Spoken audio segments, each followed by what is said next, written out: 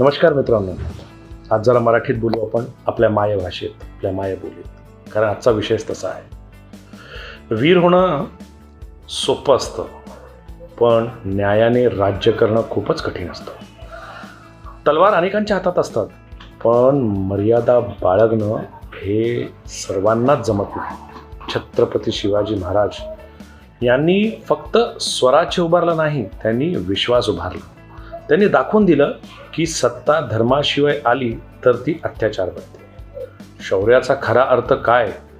दडपण नाही तर संरक्षण करणं. म्हणूनच ते फक्त राजा नव्हते, तर ते आजही एक विचार आहे. मला आपल्या रयतीच्या राजांना मानाचा मुजरा. नमो पार्वते पतये, हर हर महादेव, जय भवानी, जय शिवाजी. आणि खाली कमेंटमध्ये नक्कीच कळवा की महाराजांचे कोणते चारित्र्य किंवा कोणते असे विचार आहेत ते आपण सदैव बाळगत राहिले पाहिजे.